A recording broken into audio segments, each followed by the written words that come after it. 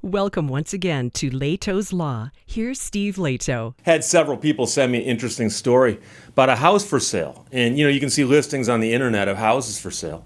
And people describe their houses and include photographs. And there was an unusual addition in the description of the house.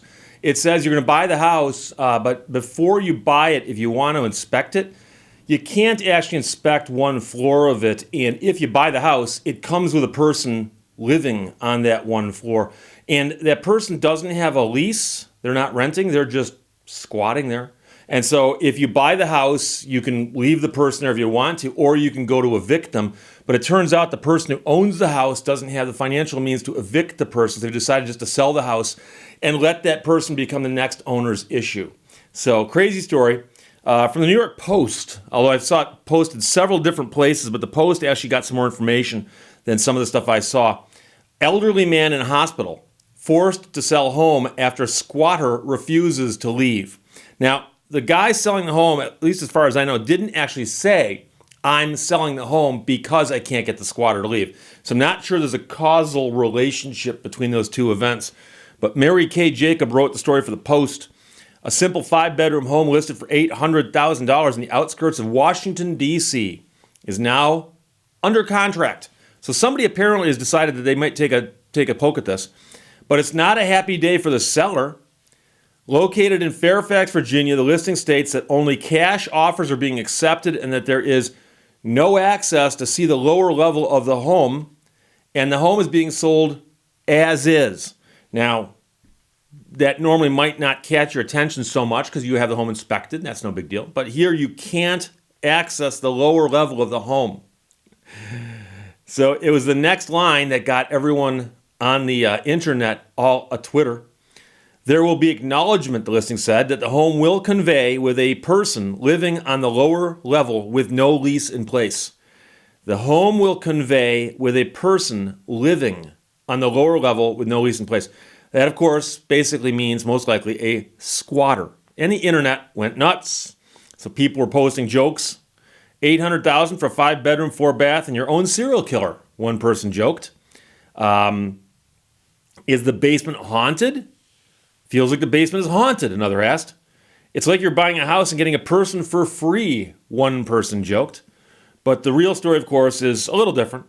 The listing agent with Remax Gateway told the Post this was a case of a squatter who refuses to leave and is taking advantage of the elderly sick man who owns the home but is currently in the hospital. 3 years ago, a woman was cleaning the man's home and she convinced him that she needed a place to stay. So at that time, he offered her the basement, but then she never left and she does not pay rent. She just lives down there. It is essentially an individual taking advantage of a senior who is ill and currently in the hospital. He will likely end up in hospice, the realtor said. According to property records, the man's owned the home since 1997, which he bought for $319,000. And the asking price right now is $800,000. Now the man does not have a will. So the realtor told the Post that his family is hoping to sell the home before he passes away. And say they don't have the resources to hire a lawyer to try to evict the squatter, and also they might not have that kind of time. They want to sell the house now. Virginia law states that it's illegal to turn off utilities or deny access to a home until a proper court order is issued. We're hoping the next owner will want to deal with the process, says the realtor. Currently, the squatter's identity has not been revealed, but it appears she might be heading to court. The realtor confirmed to the Post that the home went into contract on Tuesday, only 3 days after it was on the market, explaining that because of the high demand market and the location, that's pretty much par for the course. The Colonial was built in 1964, 3,500 square feet, but I suspect that includes possibly the space occupied by the squatter, although it depends sometimes whether they count a basement or a lower level. So it's unclear. I've seen it called both here, the lower level of the home. So 3,500 square feet, built in 1964. Big kitchen with door-to-deck area, renovated years back with 42-inch cabinets, vinyl floor, and Formica countertops. The original windows have some rot, and that the sliding door in the family room requires replacement.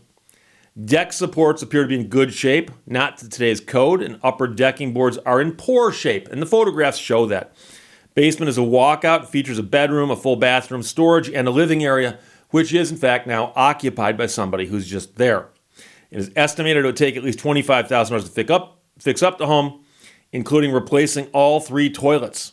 Home is livable but needs some TLC.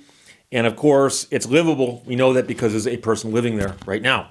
I know a lot of people are going to say, wait, how hard is it to eject somebody from a home? And, I've heard stories, but I'm an attorney.